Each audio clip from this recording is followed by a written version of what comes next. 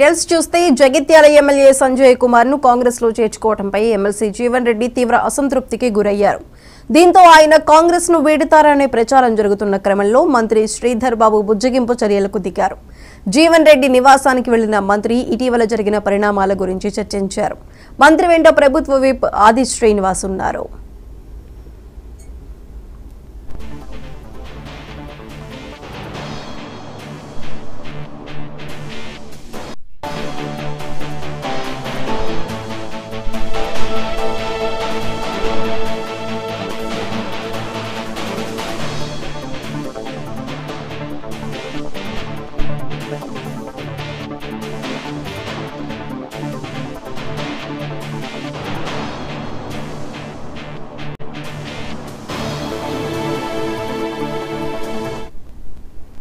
Jagtial MLA Sanjay Kumar ను కాంగ్రెస్ లో చేర్చుకోవడంపై MLC Jeevan Reddy తీవ్ర అసంతృప్తికి గురయ్యారు. దీంతో ఆయన కాంగ్రెస్ ను వీడుతారనే ప్రచారం జరుగుతున్న క్రమంలో మంత్రి శ్రీధర్ బాబు బుజ్జగింపు చర్యలకు దిగారు. జీవన్ రెడ్డి నివాసానికి వెళ్లిన మంత్రి ఇటీవల జరిగిన పరిణామాల గురించి చర్చించారు. మంత్రి వెంట ప్రభుత్వ విప్ ఆది శ్రీనివాస్ ఉన్నారు.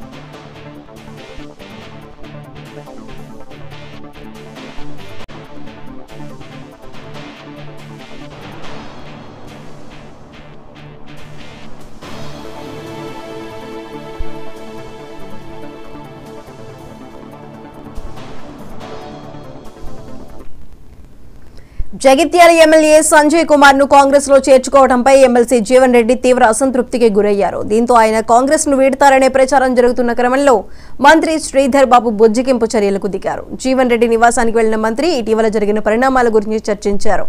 మంత్రి వెంట ప్రభుత్వ విప్ ఆది శ్రీనివాస్ కూడా ఉన్నారు. అయితే దీనికి సంబంధించి మరింత సమాచారం మా ప్రతినిధి రిషికేష్ అందిస్తారు. రిషికేష్, చెప్పండి.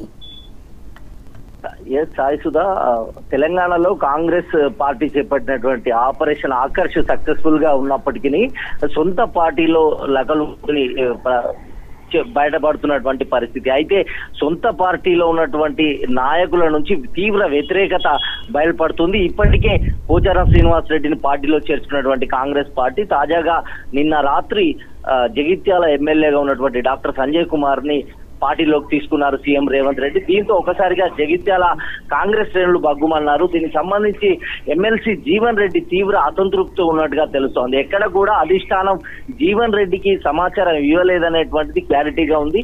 దీంతో అతనికి సమాచారం లేకుండా ఇలాంటి నిర్ణయాలు తీసుకోవడం ఏంటో అంటూ కూడా ఆయన పూర్తిగా అలకబూనారు.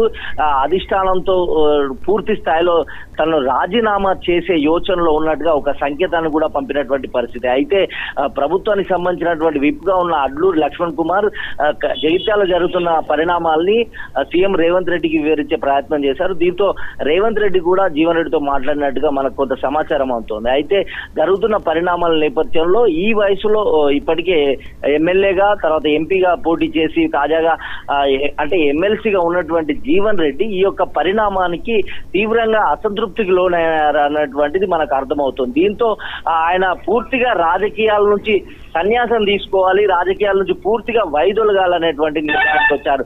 గత దశాబ్ద కాలంగా బీఆర్ఎస్ పార్టీతో సంజయ్ కుమార్ తో పోరాటం చేసినటువంటి కాంగ్రెస్ శ్రేణులు పెద్ద ఎత్తున ఆగ్రహాన్ని వ్యక్తం చేస్తున్నారు. దీంతో పూర్తిగా జీవన్ రెడ్డి యొక్క నిర్ణయాన్ని అలాంటి నిర్ణయం తీసుకోవద్దంటూ కూడా ఉమ్మడి కరీంనగర్ జిల్లా వ్యాప్తంగా ఉన్నటువంటి ఎమ్మెల్యేలు అదేవిధంగా మంత్రి శ్రీధర్ బాబు జీవన్ రెడ్డి నివాసానికి వచ్చారు.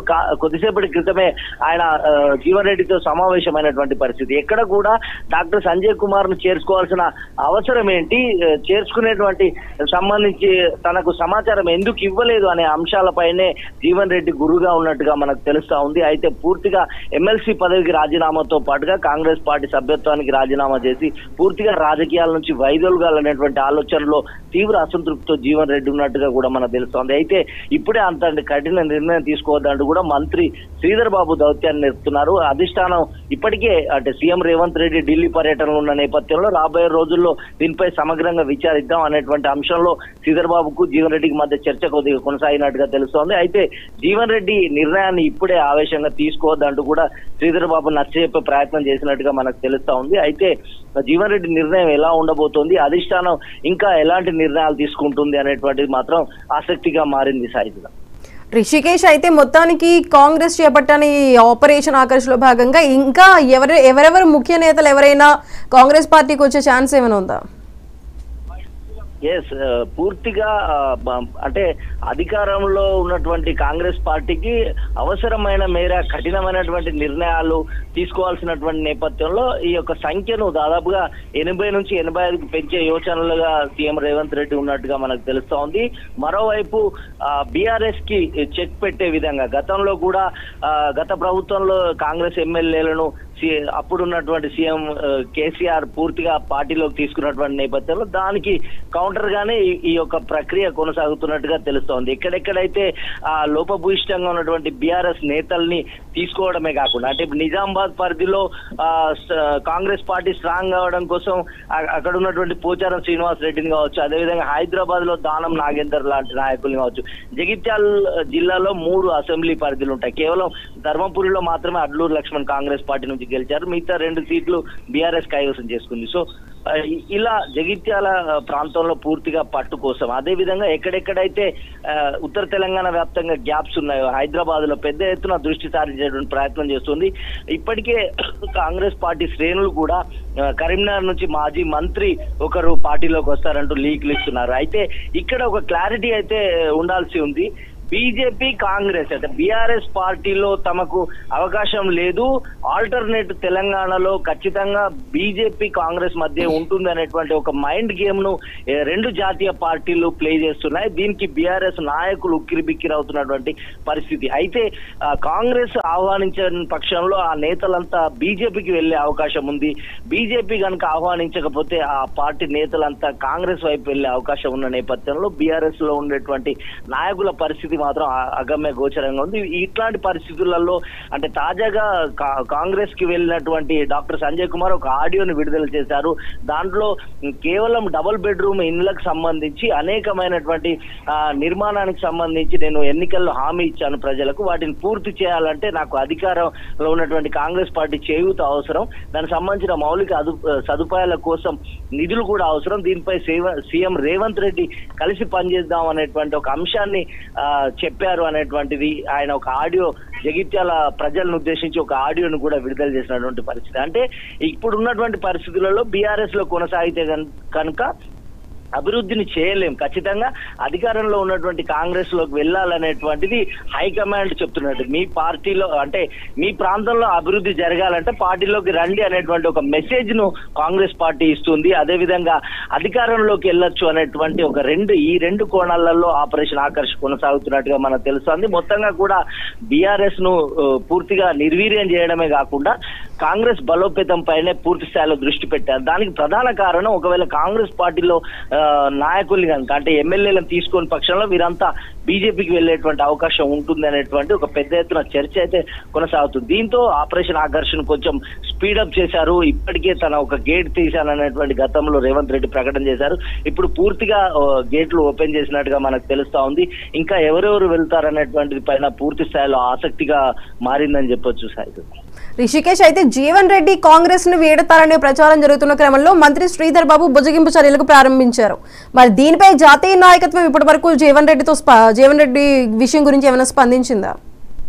ఎస్, జీవన్ రెడ్డికి సంబంధించి ప్రధాన కారణం అంటే జగిత్యాలలో వన్ మెన్ ఆర్మీగా పేరుంది. పూర్తి స్థాయిలో కాంగ్రెస్ కరడుగట్టిన కాంగ్రెస్ వాదిగా, సీనియర్ నాయకునిగా అనేకమైనటువంటి మంత్రి పదవులు కావచ్చు, నాయకత్వంలో ఓటమిలో అంటే గెలిచినప్పటికీ ఓడినప్పటికీ కూడా అనేక సందర్భాలలో పార్టీని అదేవిధంగా జగిత్యాల యొక్క నియోజకవర్గాన్ని అంటిపెట్టుకున్నటువంటి నాయకునిగా జీవన్ రెడ్డికి పేరుంది. ఆ స్థాయిలో ఆయన పోరాటం కూడా చేసినటువంటి పరిస్థితి. కాంగ్రెస్ లోనే చాలా సీనియర్ నాయకునిగా ఉన్నటువంటి జీవన్ రెడ్డికి ఒక సందర్భంలో మొన్న జరిగినటువంటి పార్లమెంట్ ఎన్నికల్లో కరీంనగర్ నుంచి పోటీ చేయాలనేటువంటి అంశాన్ని అధిష్టానం తెర మీదకి తీసుకొచ్చిన నేపథ్యంలో జగిత్యాల నియోజకవర్గం ఉన్న ప్రాంతం పరిధిలో ఉన్నటువంటి నిజామాబాద్ పార్లమెంట్ లో తాను పోటీ చేస్తానని గట్టిగా చెప్పడంతో ఆయనకు నిజామాబాద్ టికెట్ ఇవ్వడం జరిగింది. దీంతో అటు గత అసెంబ్లీ ఎన్నికల్లో జీవన్ రెడ్డి ఓడిపోవడం, మరోవైపు పార్లమెంట్ ఎన్నికల్లో జీవన్ రెడ్డి ఓడిపోవడంతో ఆయన కొంత తన ప్రభావాన్ని తగ్గించుకున్నట్టుగా తెలుస్తోంది. ఈ సమయంలో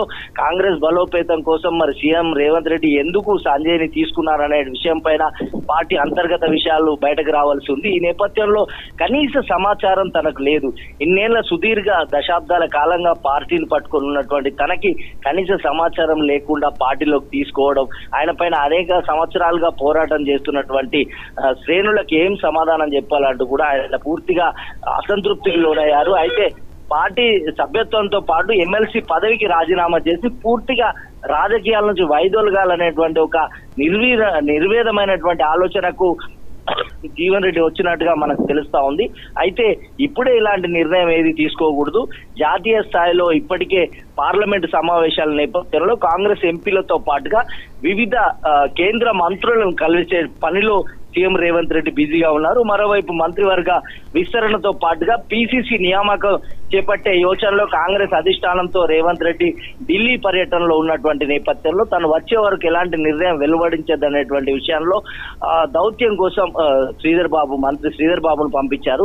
శ్రీధర్ బాబుకి జీవన్ రెడ్డికి మధ్య అంతో సఖ్యత ఉన్నట్టుగా మనకు తెలుస్తుంది. గత అనేక ఎన్నికల్లో కూడా వీరు కలిసి పనిచేసినటువంటి పరిస్థితుల నేపథ్యంలో తను ఇప్పుడే ఇంత సీనియర్ నాయకులైన మీరు ఇప్పుడే ఆవేశంగా నిర్ణయం తీసుకోవద్దు, అధిష్టానం మీ గురించి ఆలోచిస్తుంది, సరైన నిర్ణయం తీసుకుంటుంది అనే ఒక మెసేజ్ ను శ్రీధర్ బాబు ఇచ్చే ప్రయత్నం చేశారు. కానీ కనీస సమాచారం ఇవ్వలేదు. నేను శ్రేణులకు ఏ సమాధానం చెప్పాలి, చాలు ఇక నేను రాజకీయాల్లో కొనసాగేది లేదు, నాకు కాంగ్రెస్ పార్టీ చివరి దశలో ఇలాంటి పరిణామాలు ఇచ్చింది అనేటువంటి ఒక ఆవేదనలో జీవన్ రెడ్డి ఉన్నారు. అయితే ఎమ్మెల్సీ పదవికి రాజీనామాతో పాటుగా పూర్తిగా రాజకీయాల నుంచి వైదొలగాలని ఆయన నిర్ణయించుకున్నట్టుగా మనకు తెలుస్తా ఉంది. అయితే పూర్తి స్థాయిలో ఆయన యొక్క నిర్ణయాన్ని నేడా లేక రేపా వెల్లడించేటువంటి అవకాశం ఉంది.